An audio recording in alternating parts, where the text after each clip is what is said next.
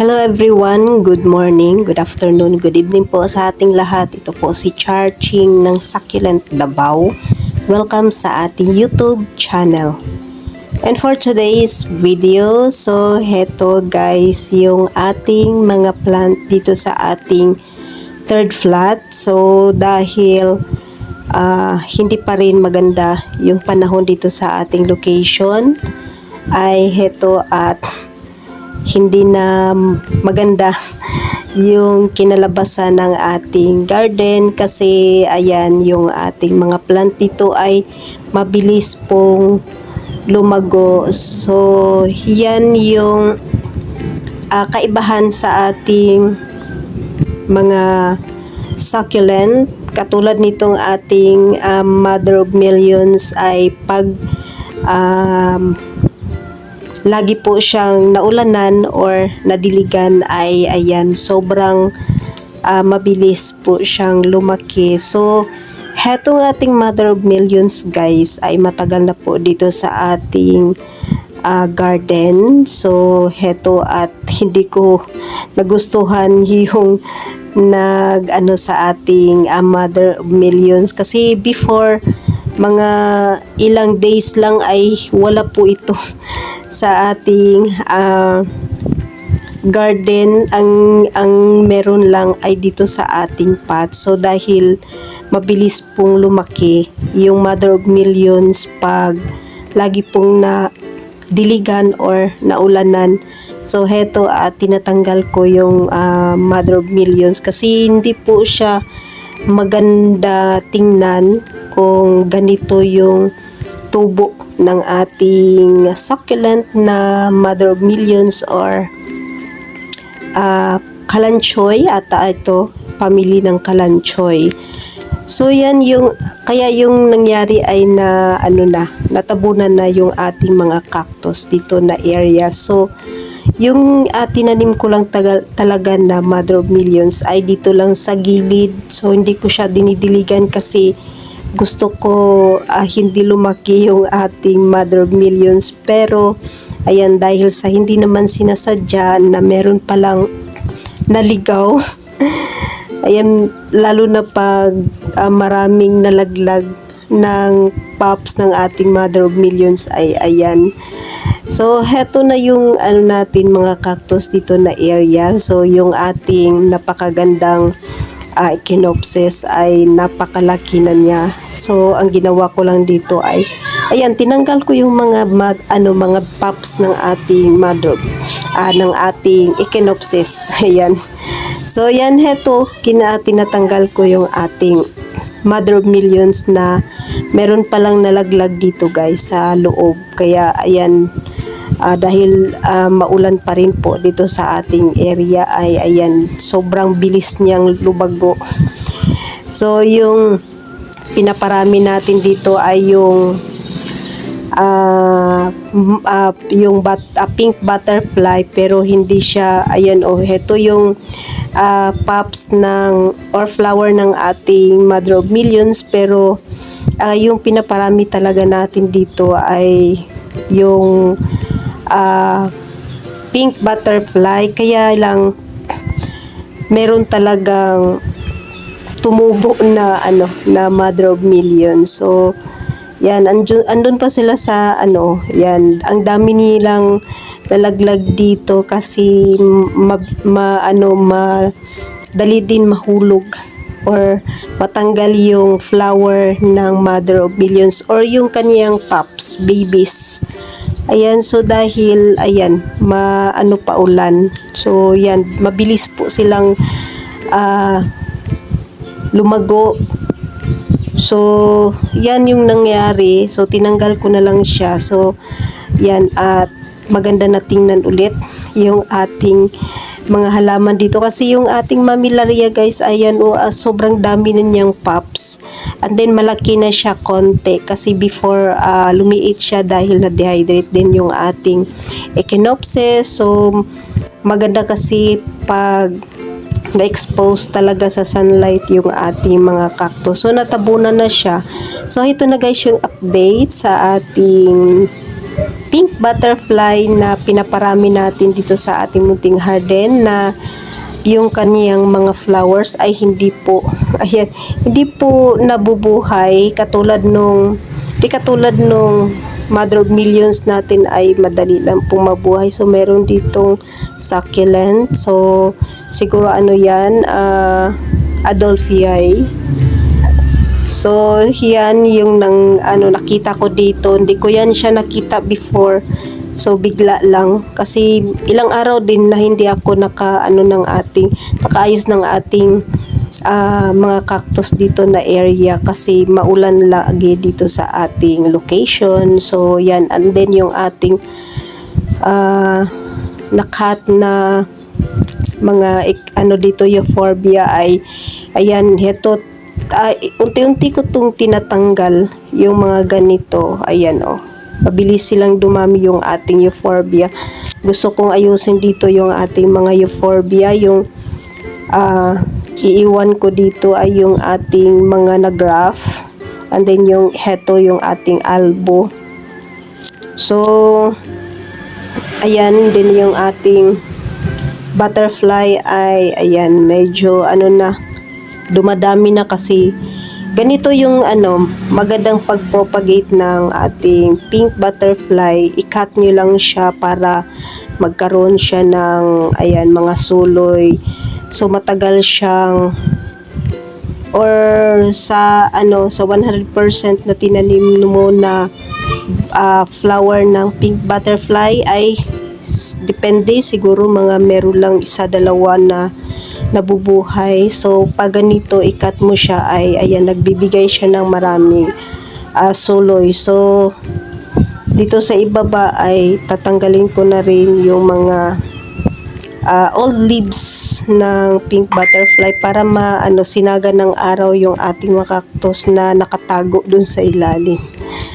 So yan yung nangyari dito sa ating mga cactus, ay natabunan na sila ng succulent. So yung ating mga cactus dito ay eto yung pinapalaki ko, pero ayan, sobrang bilis tumami ng kanilang pops. Ayan ay tabunan na yung mother plant. So ang gagawin ko ay tatanggalin ko lang yung mga pops ng ating ayan heto, meron na siyang hindi ko napansin to guys. So tinatanggal ko lang yung pops ng ating mga mother plant. So heto yung mga dito, Gymnocalcium na meron ng flowers. Ayan, maliliit pa lang pero meron na silang flowers. So ang ang goal ko talaga dito sa ating mga cactus na ngayong 2026 ay mapalaki natin sila, kasi gusto ko na meron tayong mga nakikitang mga malalaking cactus dito sa ating garden. So yan yung goal gustong makamit ngayong 2026. So unti-unti ko silang ganyan pinapalaki. Tinatanggalan ko lang sila ng pops. So katulad nito ng ating Echinopsis, so wala siyang pops. Ayan, mabilis pong lumaki yung ating mother plant. So ganyan yung gusto ko na gagawin ngayong 2026. Paparami natin yung mga malalaking cactus dito sa ating. Ayan, malaki na to guys. Malaki na to, pa-large na yung kanyang size. Ayan, so yan yung gusto kong gawin dito sa ating garden. So medyo marami na yung mga malalaki nating cactus, kasi before sobrang hindi sila lumalaki masyado kasi hinahayaan ko lang yung mga pops nila. So yan, at medyo na anong tawag doon, lumiit yung mga mother plant natin. So katulad nito, yung isa ay ito, medyo malaki na siya. So yan, unti-unti, ayan, katulad nito ang daming pops. So, yung mother plant ay talagang lumiliit sila pag maraming nakakapit na pops sa kanilang sa kanila. So, heto at pinapaganda pa rin natin sila dito sa ating munting garden. So, heto naman yung ating Echinopsis ay kahit maliit pa lang guys ay meron na pong roots. Ayan. So, yan and then napansin ko kasi before talagang iba-ibang Echinopsis yung nabili ko. So, heto at medyo malalaki na din. Marami yung klaseng Echinopsis yung nabili natin. So, hindi ko siya ma-identify kung anong Echinopsis.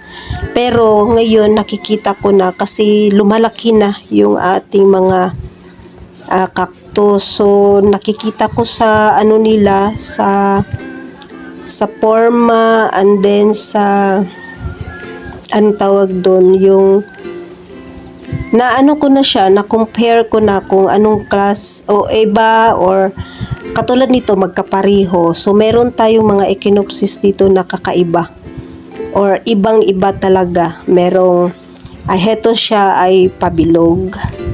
And then, meron tayong yung tawag doon, yung pahaba. And then, yung ating mga lemon cactus dito guys ay meron na tayong mga napalaki. Ayan, ipapakita ko sa inyo yung ating mga lemon cactus na ngayong 2026 ay sure ako na lalaki yung ating mga lemon cactus. Katulad nito guys, ito. Iba siya na Echinopsis.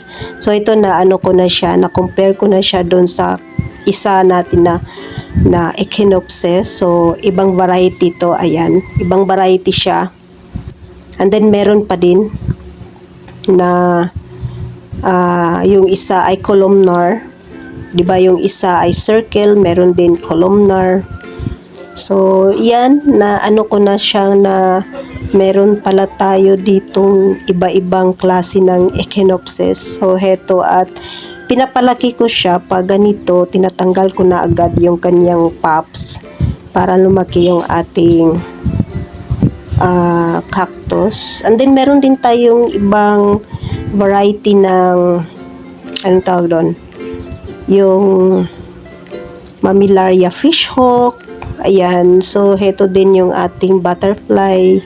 Pink butterfly, ayan, sobrang dami ulit ng kanyang flowers. Mabilis lang naman silang dumami. Ayan, and then,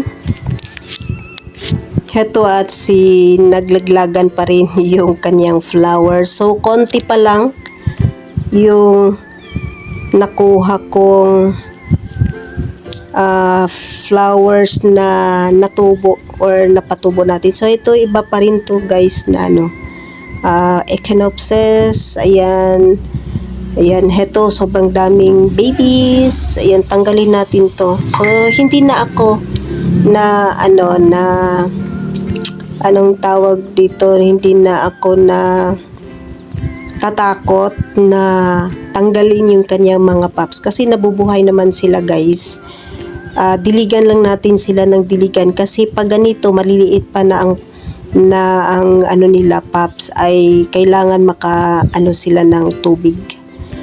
Parang lang, para hindi sila ma-dehydrate kasi mainit dito na area. So, basain lang natin sila ng tubig para hindi sila sobrang ma-dehydrate. So, ganyan lang pag na yan sila kasi meron na tong mga roots. Pag na yan sila, naka-touch sila sa lupa and then moist yung lupa na nila na paglagyan nila ay lumalaki na yung roots. And then heto guys, iba pa rin to, columnar na Echinopsis. So, yan, at medyo malaki na siya. Tinanggalan ko talaga siya ng ng pops kasi nung hindi ko siya tinanggal yung kanyang mga pups ay lumiliit yung mother plant. So katulad nito, ayan, kahit maliliit, tinatanggal ko yan. Okay lang yan guys. Kasi ito nakita ko to sa sa ibang mga cactus collector. Pag merong pups yung kanilang cactus, tinatanggal nila kahit maliit kasi daw para lumaki yung cactus. So ito tinanggalan ko, and then ito guys, na na siya, nagka-roots na siya kasi medyo mahirap na siya tanggalin.